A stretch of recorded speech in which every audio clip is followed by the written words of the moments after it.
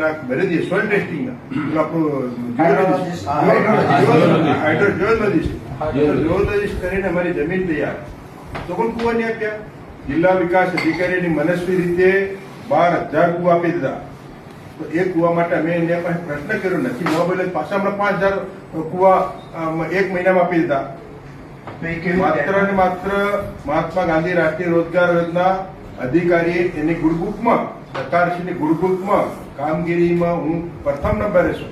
સારી કામગીરી આ રીતે અબજો કરોડ રૂપિયા આપી દીધા અને એનજીઓ મારફત કામ કરે છે. આજે અમારો ગરીબ માણસ જેને ગરીબાઈ શું કે છે, જેના ઘરે ગરીબાઈ આવે એને ગરીબાઈની ખબર પડે, જેને ગરીબાઈ જીવનમાં દેખી નથી એને ગરીબાઈની શું ખબર પડે. હું પોતે આદિવાસી ખેડૂત છું, ધરતીનો ખેડૂત છું, મોટો ખેડૂત છું. મારા લોકો કઈ રીતે જીવન ગુજારે છે, કઈ રીતે રોજગારી મેળવે છે ને અને સવારથી સાંજ સુધી મા બાપના પેટના ફાળો પૂરવા દર ભટકે છે, મજૂરી કરે અને સાંજે સૂકો રોટલો ને મરચું ખવડાવીને મા બાપને સુડાવે. એ દિવસોમાં દેખેલા જે સમાજમાંથી આવું છું અને એનું અમલવારી થતી. પ્રભારી મંત્રી સાહેબને કીધું, પ્રભારી મંત્રી સાહેબ વ્યવહાર કરો ટાઈમમાં થોડું પરિવર્તન ચેન્જ થઈ ગયું. આનું કશું નથી અને ડીડીઓ કોઈ મિટિંગમાં આવતો પણ નથી, ખાલી આવતા સાપ્તાહમાં રહે છે અને અમને કોઈ જાતનો સંકલન પણ નથી ધારાસભ્યનો. ધારાસભ્ય એટલે કઈ બાજુ મુલામ છે? ધારાસભ્ય અમે પણ 3.5 લાખ પ્રજાના પ્રતિનિધિ છે. કશું નહીં સાહેબ, કશું સમન્વય બેઠક નથી થતી. નહીં, સંકલન વસ્તુ અલગ છે, કામનું રિવ્યુ બેઠક વસ્તુ અલગ છે. આયોજનના કામોનું વર્કિંગ, એની મેનેજમેન્ટ, એની ચર્ચા અને સમન્વય થવું જોઈએ. માન્ય કલેક્ટર સાહેબ એ સમન્વય થતું નથી. માન્ય સંસદ સભ્ય સાહેબને, માન્ય મંત્રી સાહેબને બ્રીફ કરવાથી કામ થવાનું નથી.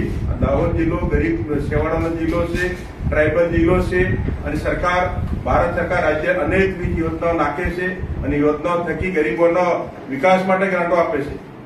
અન્ય અલગ અલગ એડે ગ્રાન્ટ આવે છે. આપણે એવું કરીએ એના માટે અને મનરેગા માટે એવું કરીએ. આજે ડીડીઓ રાજા ઉપર છે. માન્ય મંત્રી સાહેબ,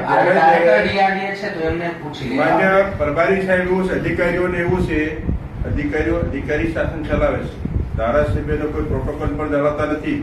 ધારાસભ્યને એવું છે, અધિકારીઓને છે અમે અધિકારી છે. અધિકારી તમારા કરતા તમારો જયારે નોકરી નહીં મળી ને એ દિવસથી હું 1993 થી સરકાર ચલાવું. સરકારમાં હું આજ દિન સુધી આ જે એ માણસનો ગુણ વિષય છે. હું સરકારમાં હું ભાગીદારી છે મારી. તમને જેટલું જ્ઞાન નથી ને એટલું અમે ગરીબોની સેવા કરી છે. પણ તમારી વાત સાચી, કશું નથી સાંભળતા સાહેબ. હું એમ કહું છું એના માટે સોલ્યુશન તમે DRDA ને સાથે રાખી જિલ્લા પંચાયતના સંબંધિત અધિકારીઓ અને સાહેબ 3 વર્ષથી હું ધારાસભ્ય દિશાની બેઠક, માન્ય સંસદ સભ્યનો ચેરમેન છે, માન્ય DDO સભ્ય સચિવ છે. દિશાની બેઠક હોય 15 દિવસ પહેલા સ્થાનિક ધારાસભ્યોએ, જિલ્લા પંચાયત પ્રમુખોએ, પ્રભારી મંત્રી સાહેબ હોય બધાનું સંકલન સમન્વય કરી અને પછી દિશાની બેઠક બોલાવી છે અને વિસ્તારથી દિશાની બેઠકમાં ચર્ચા થઈ જાય તો શર્ટ ટ્રેન પર 10 મિનિટમાં ખેલ ખતમ. દાહોદ હતો ત્યાંથી તો પાછળ નિષેકલા ક્રમાંકે જઈ રહ્યો અને ખાલી પેપર વગર દાહોદ આટલું સાહેબ નહીં ચાલે. એવું છે દિશાની મિટિંગ તો આપણે બતાવવાની છે અને એ વખતે આપણે જે ચર્ચા કરવી હોય બધાને છૂટ જ હોય છે. એ વખતે ચર્ચા કરી લે અને મનરેગા માટે છે તમે અલગથી મિટિંગ બોલાવો. મિટિંગ બોલાવીને ધારાસભ્યોને હાજર રાખો, બધાને દરેક વિસ્તારનો રિવ્યુ લ્યો. પહેલા એમની પાસેથી સૂચનો માંગી લો કે શું કરવાનું છે. કારણ કે આપણે તો સામાન્ય રીતે તો એવું છે ગ્રામ સભા નક્કી કરે પછી જ આપણે એનું કરતા હોઈએ છીએ. ધારાસભ્ય કેટલા બોલાય તો વાત કરો, અમને હજી તો ઓળખતા નથી. DRD નિયામક અમને અમારા દ્વારા હજી તો એક બેઠક નથી કરી. ને પણ કરશે. હવે તમે તારીખ નક્કી આજે જ કરી લેજો. આજે તારીખ નક્કી કરી અને તમને ધારાસભ્યોને એને સંબંધિત અધિકારીઓ અને તાલુકા પંચાયતના પ્રમુખને હાજર રાખો. કારણ કે એમાં તાલુકા પંચાયત આવતા હોય છે, એને રાખો અને એના સૂચનો પહેલાથી માગી લો કે તમારા સૂચનો એ આપો અને પછી આપણે નક્કી કરો. પ્રભારી સાહેબ પ્રશ્નો ઉભા થવાનું કારણ અધિકારી છે.